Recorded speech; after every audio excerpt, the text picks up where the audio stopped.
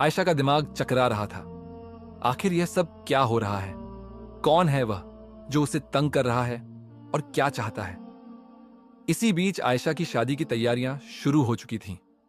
मेहंदी के दिन आयशा को बेहद खूबसूरती से सजाया गया। वो ऐसी लग रही थी जैसे आसमान से उतरी कोई परी हो, लेकिन उसकी आंखें डर की वजह से लाल हो रही थीं।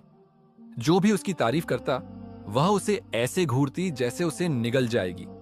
कोई भी उसके पास ज्यादा देर तक बैठने की हिम्मत नहीं कर पा रहा था। अचानक बात करते करते उसकी आवाज मर्दाना हो गई। उसकी बहन डर गई और उठकर चली गई। उसने अपनी मां से शिकायत की कि आयशा का व्यवहार अजीब हो गया है, उसे देखने की जरूरत है। इस स्थिति में आयशा अब अकेली स्टेज पर बैठी थी। उसकी गर्दन झुकी हुई थी और आंखें अभी भी लाल थीं। फातिमा बेगम अपनी बेटी के पास गईं और पूछा, बेटा, तुम ठीक तो हो? आयशा ने उन्हें ऐसी नजरों से घूरा जैसे वह अभी उन्हें जलाकर भस्म कर देगी। उसकी आंखों में देखकर फातिमा बेगम भी कुछ क्षणों के लिए डर गईं। क्या आपको जैन के साथ निकाह कबूल है?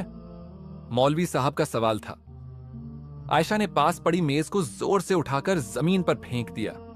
उसकी इस हरकत से सब लोग दहशतजदा हो गए।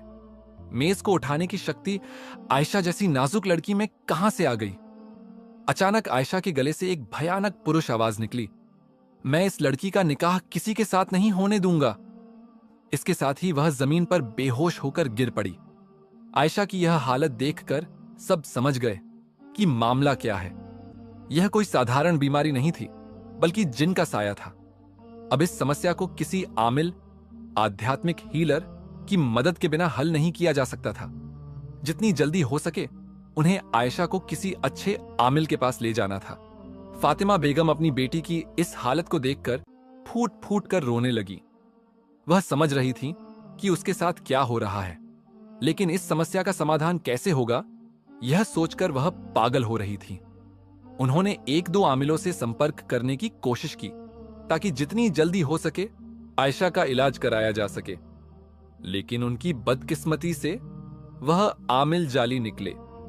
वह ऐसे आमिल थे जो कई लड़कियों के साथ जिन निकालने के नाम पर उनके जीवन को बर्बाद कर चुके थे।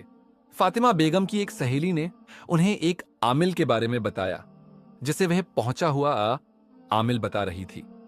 उसके अनुसार उसने कई लोगों के जिन्न उतारे थे और वे ठीक हो चुके थे। वह फातिमा बेगम को उनके पास ले जाने के लिए कहने लगी। फातिमा बेगम उसकी बातों से प्रभावित हो गईं और उन्होंने फैसला किया कि वह उस आमिल को घर पर बुलाएंगी।